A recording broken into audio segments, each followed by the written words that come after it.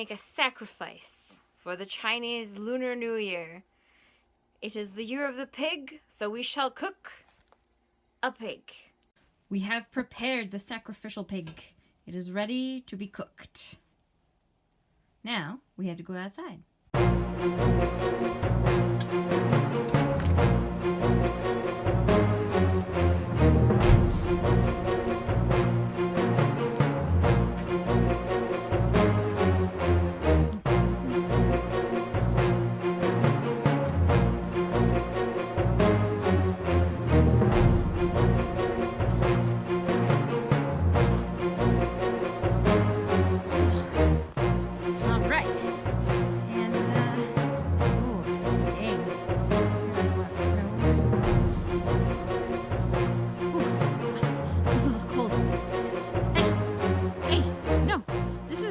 Sacrificial pig.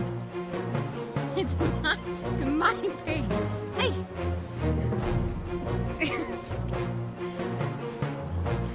It is my pig.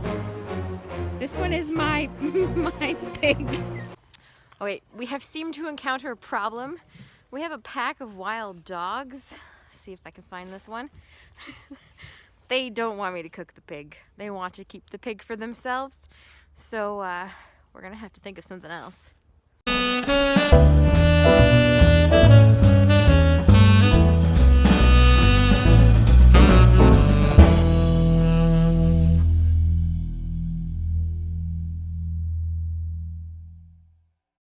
新年快乐，恭喜发财, Happy Chinese New Year or Happy Lunar New Year.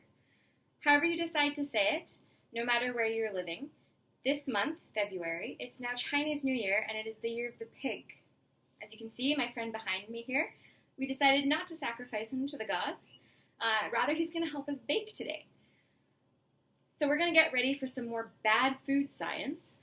We're going to go into the science behind bread making, or cooking with yeast.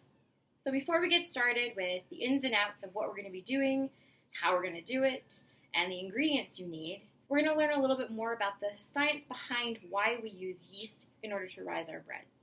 For those who might not know, yeast is actually a fungus. So it is a biological leavener, or a living organism that we use in order to make our breads rise. We use yeast instead of using something like sodium bicarbonate or baking soda in order to have our breads rise. Baking soda is a leavener that we typically use in things like a baking soda biscuit. In breads and cinnamon buns, however, we use yeast, which is the biological leavener. Now, in order to activate your yeast, you have to add a liquid and you have to add a sugar. The liquid is going to actually hydrate and dissolve the yeast granules. So when you open your yeast, and I'll show you right here, they kind of look like little bits of barley. So this is what I mean when I say yeast granules. So these are actually fungus, and right now it has like a hard outer layer to it. The liquid you use is going to dissolve this outer shell to the granule, which will allow it to hydrate and actually eat the sugars that you've added to your mixture. So once your liquid has dissolved your yeast granules, this is going to allow it to actually eat the sugar that is inside the mix.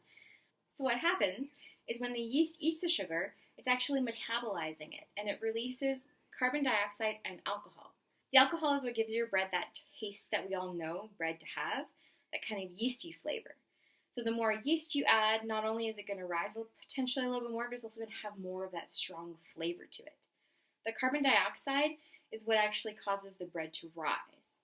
This entire reaction also takes place inside the yeast, not actually in the flour or the mix itself. So there are a few more food science facts for you, but I'm going to give those to you as we go through the recipe, just so that it'll make a little bit more sense in the context. So today, for Lunar New Year, what we're going to be making is pretzels shaped as a pig. And then we're going to stuff those with a bacon chutney before we cook them up. So the first thing that we actually have to do is we have to make our pretzel dough, because this is going to take approximately 1 hour to rise. So while we're doing that, we can make our bacon jam or bacon chutney, whatever you want to call it.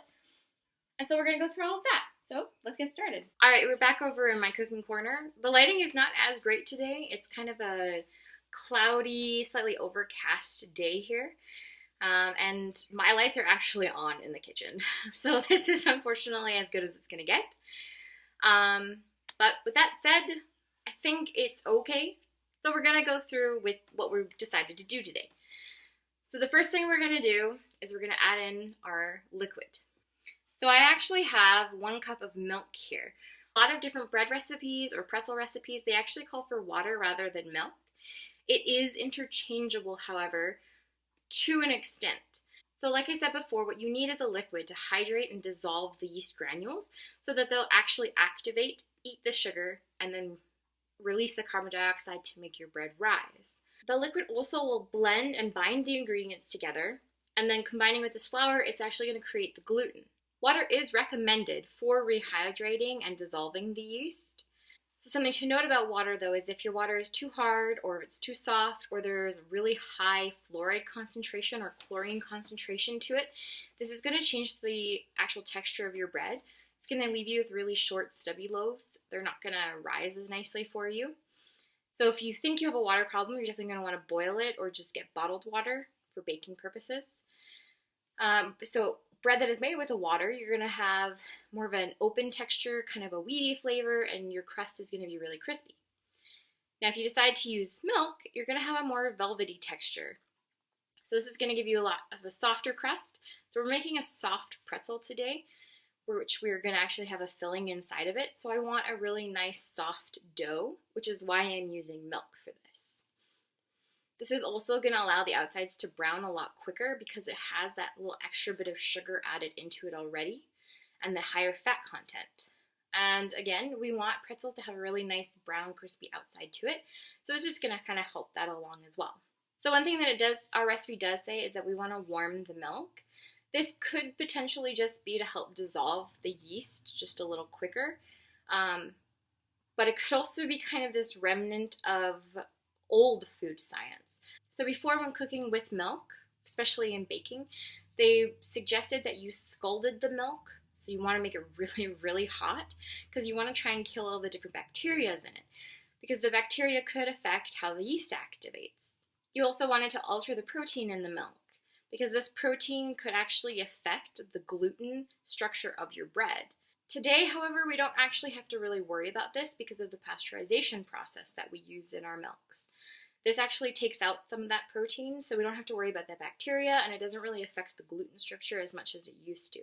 But if you're using non-pasteurized milk, which, we won't say anything if you do, and where you got it from, secret safe with me. But if you are, then you will probably want to heat your milk to a scalding point so that you kill any bacteria and that you can alter this protein so that you're not affecting your bread. So it does say warm milk for my recipe, and I'm going to follow this recipe just so that I can maybe cut some corners a little bit, shorten my waiting time for the yeast to dissolve. But I'm also going to cut a little bit of a corner. It says to heat it in the saucepan, but I'm just going to use the microwave for like about 1.5 minutes. So I'm going to add this milk to our glass microwave safe bowl, and I'm going to go throw that in the microwave for about 1.30 minutes.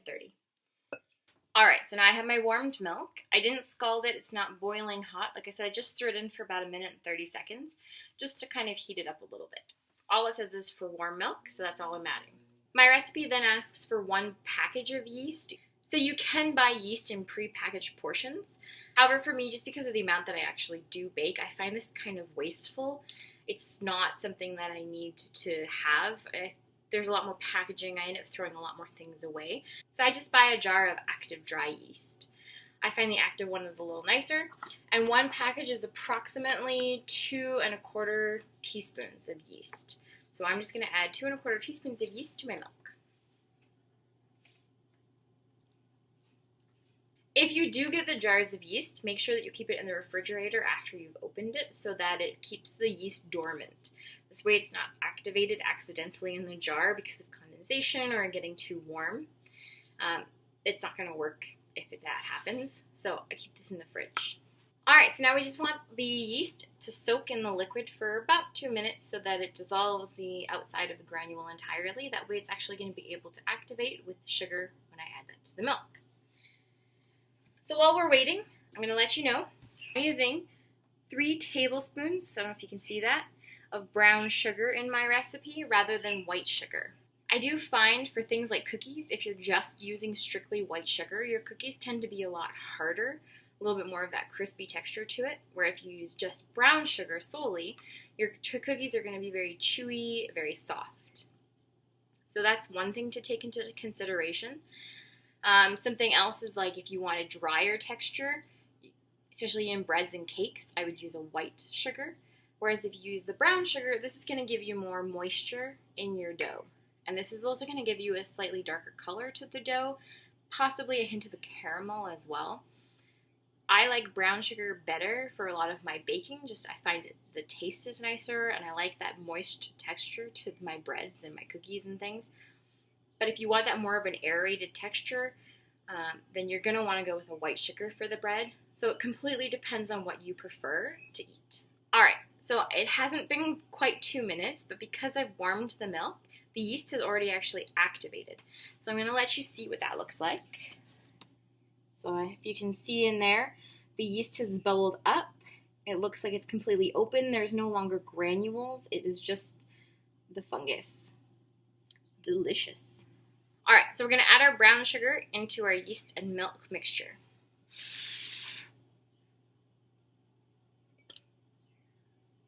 All right, and I'm just going to mix this up a little bit because I want my brown sugar to dissolve a little better.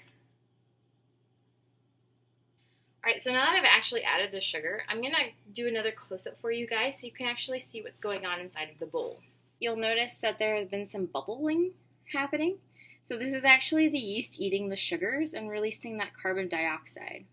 The camera and the sound is definitely not good enough, but if you were close enough to the bowl, you would actually be able to hear this bubbling a little bit as it's releasing the carbon dioxide. It kind of sounds like a bowl of Rice Krispies. So it's really hard to kind of see through the camera, I know, and this is maybe not the best quality.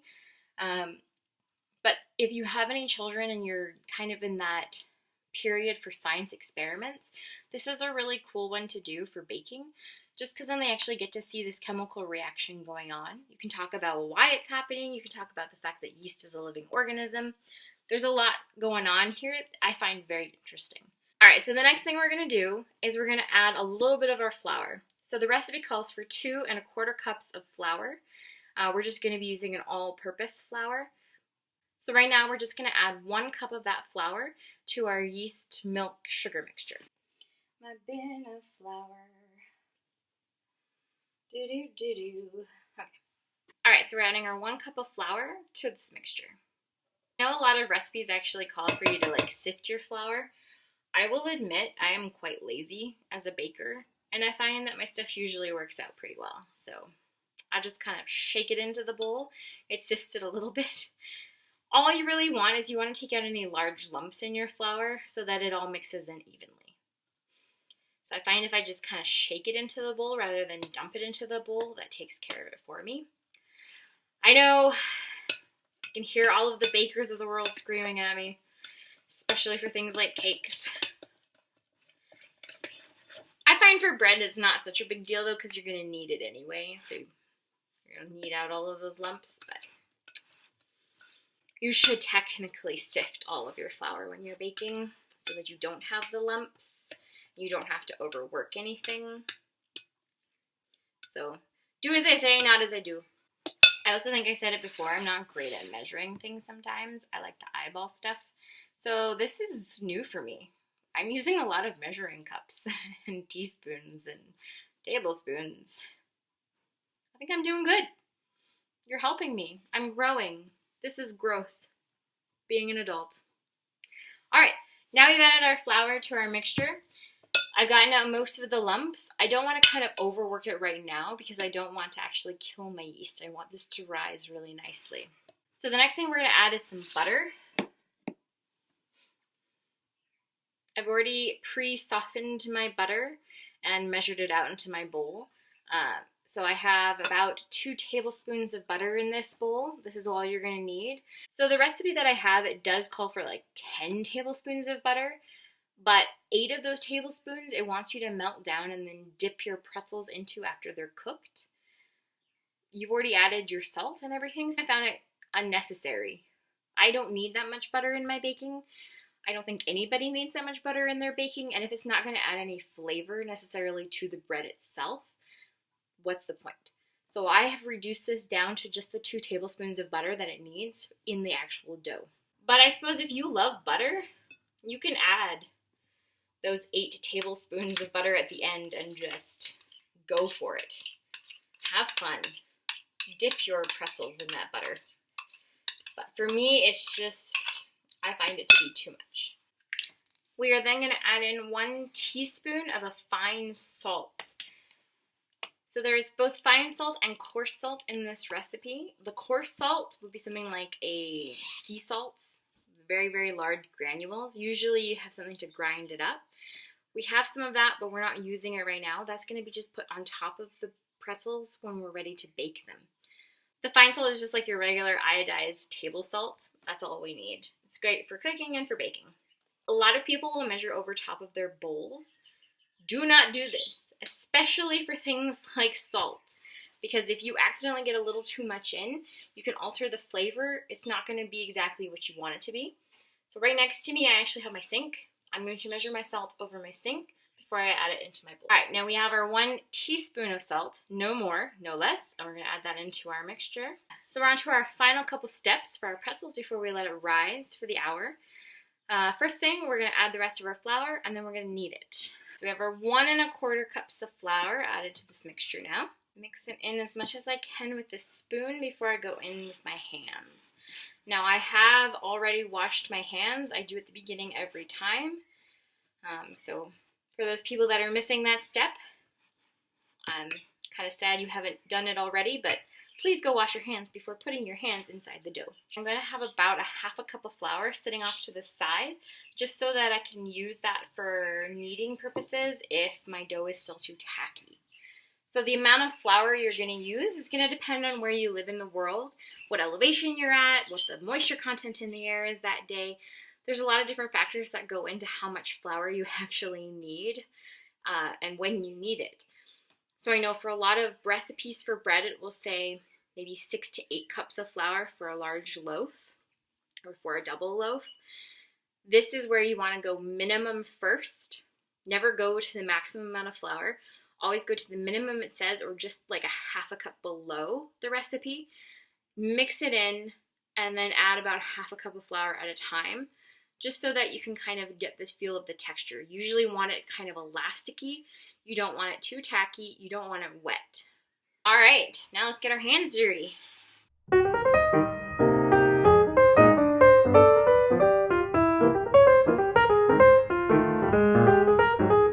So I don't know my exact elevation for anybody who's wondering, but I am in a small town in Alberta, about an hour north of Calgary.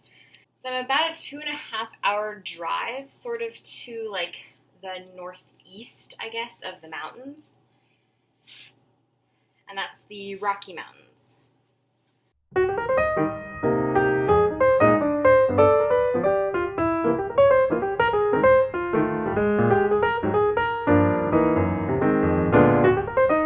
What we're going to do is we're going to grease this bowl down, and then we're going to add this back in, cover it up with some plastic wrap, and then just let that sit in a nice warm place for about an hour.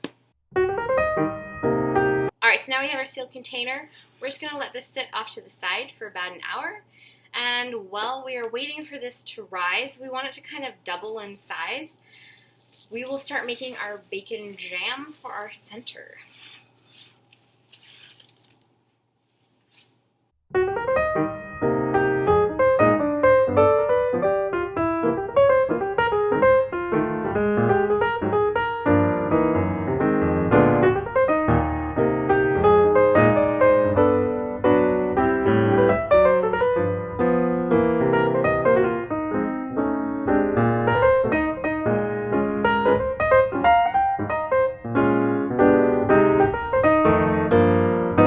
Just a completely random fact I want to share with you guys. While I'm cooking my onions, I'm kind of doing like a video inception. I'm watching a video while I'm making a video. And I just learned something about alligators of all things. Apparently, it depends on the temperature of where the nest is as to whether the eggs or the baby alligators are going to be male or female. So if the nest is really warm, or if it's a really warm year, they're going to all be males. If it's really cold and like it's really shady, they're going to all be females. And if it's kind of like an in-between temperature, that's when you get a mix of both males and female eggs, or female baby alligators. So Isn't that neat? Something that I thought was very interesting and I thought I'd share with you guys. Completely random, I know. Nothing to do with cooking or with food science at all, but I mean, hey, it's still science. So, yeah, interesting.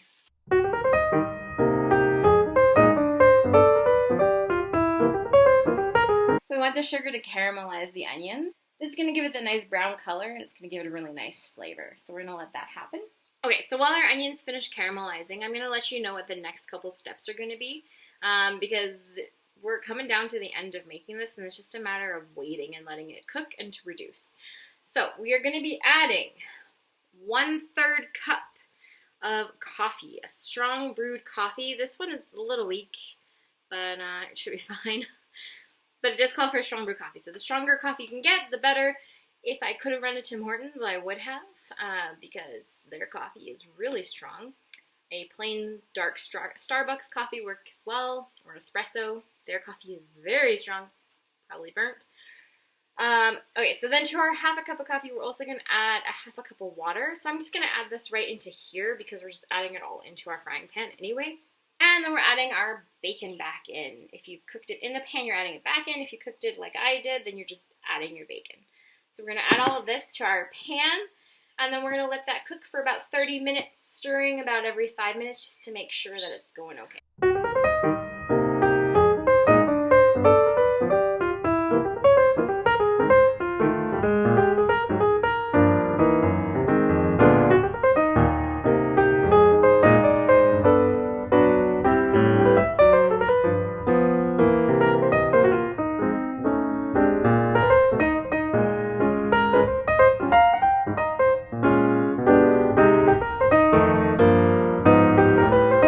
Okay, so as you can see here, our dough has doubled in size, which is exactly what we wanted it to do. We're not going to make just regular pretzels because it is the year of the pig. We're going to make pig-shaped pretzels. I'm going to warn you guys, I'm not exactly a visual artist. I have not been blessed with the gift of being good at anything remotely artistic when it comes to the visual arts. So painting, sculpting, drawing, can't do it. I can do stick figures really well.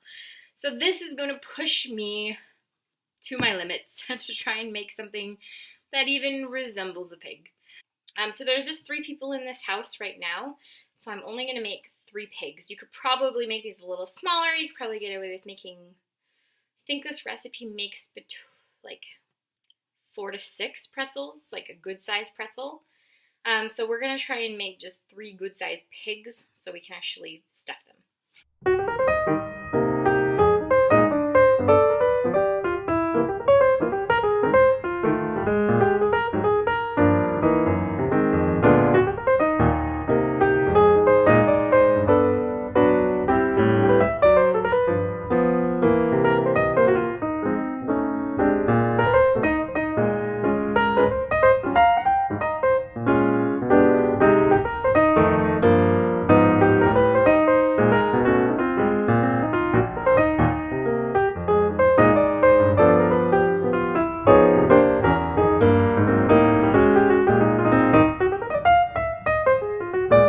Okay, so we are preheating our oven to 450 degrees.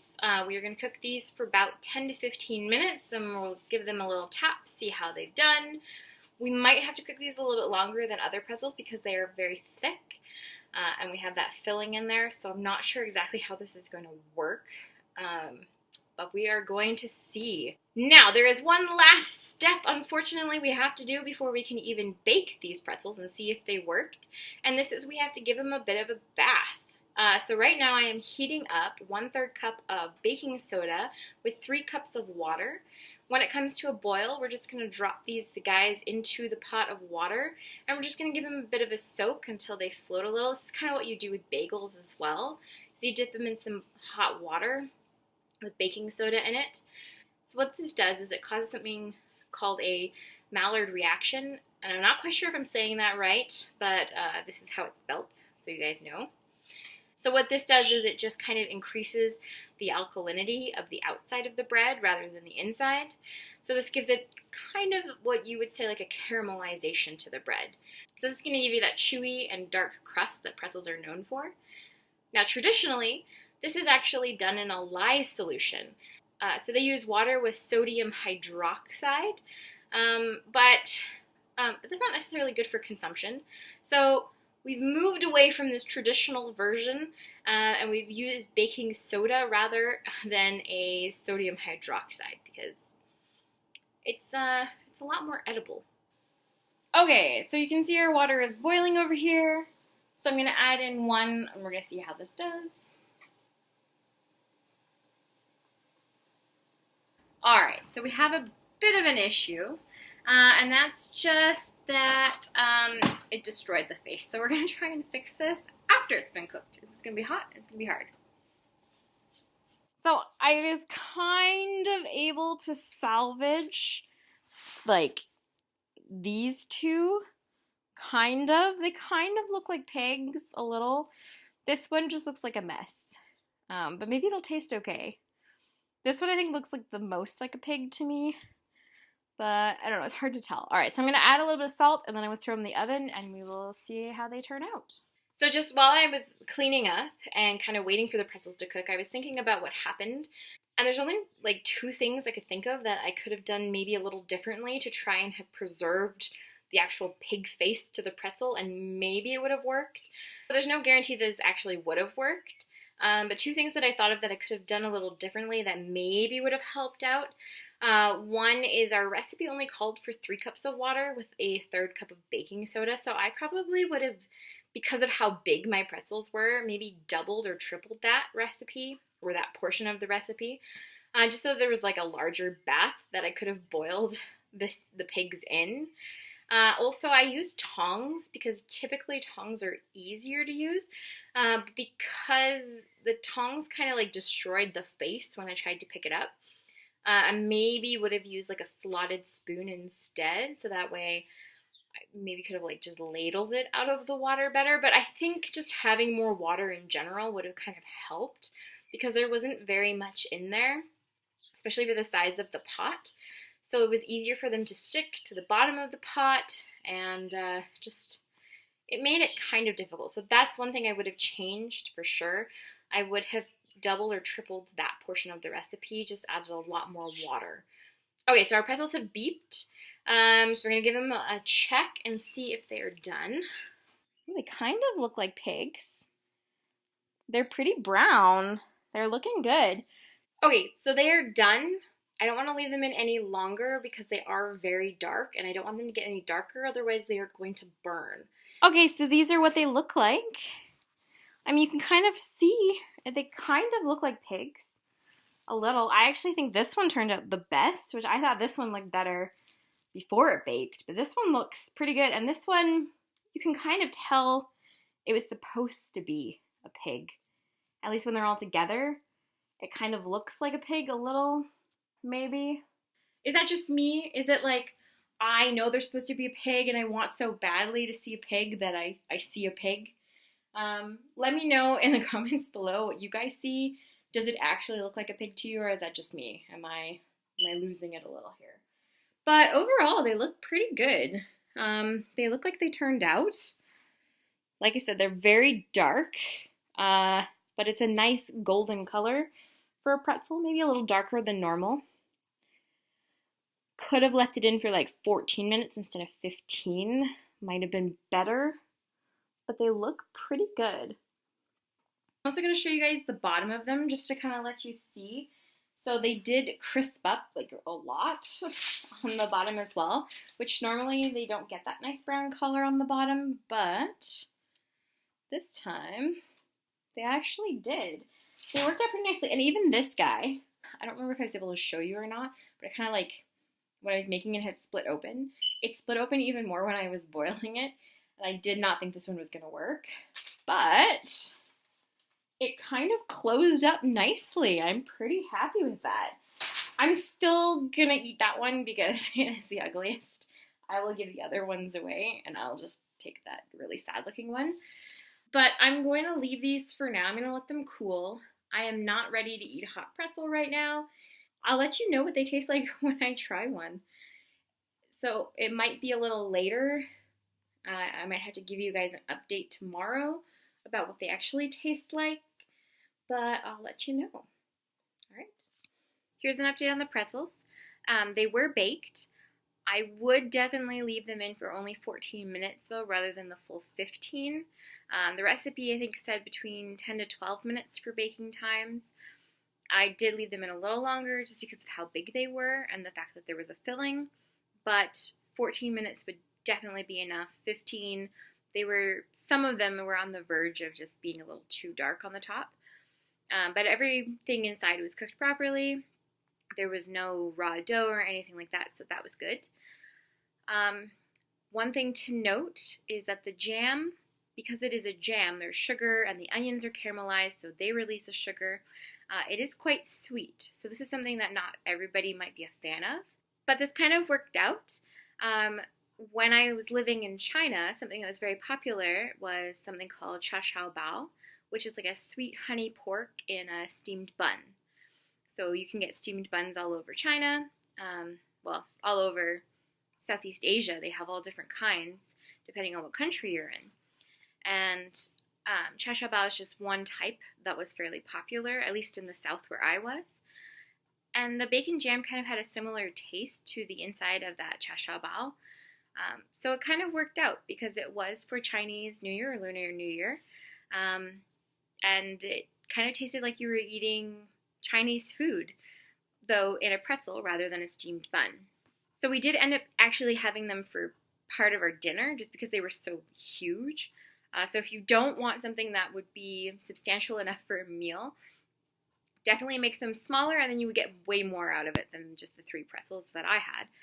And if you decide to make less than 3 gigantic pretzels, and you do make smaller pretzels, or take the pretzel recipe and only make pretzels without the filling, I would only cook for the 10 minutes, check them out, see how they are, and then if you need more cooking time, add it on. Just because the smaller they are, the less dense they are, the less time they need to actually cook. So keep that in mind if you're altering the recipe at all, if you're making them any smaller. Just make sure that you're changing the cooking time accordingly. That all being said, I think that they turned out pretty good. I enjoyed them. I liked the bacon inside of it. Like, I thought it was a good addition to the pretzel. But I don't know if I would actually eat it again like that. I think I might try something different, maybe a different kind of filling, or try them without a filling next time and see how they taste. Just do a regular pretzel, but I like regular pretzels. And I will admit that cha shao bao is maybe not my favorite baozi that I ate when I was in China. There were other ones that I preferred. So that could possibly play a factor into why I feel the way I feel about them. But that being said, they were good, and I would definitely use the recipe again. So let me know in the comments below if this is something that you want to try, if you did try it, what you thought of it. And if you have any suggestions for me, anything that you want me to try, let me know. Like, comment, subscribe, all that other YouTube stuff, and we'll see you next week.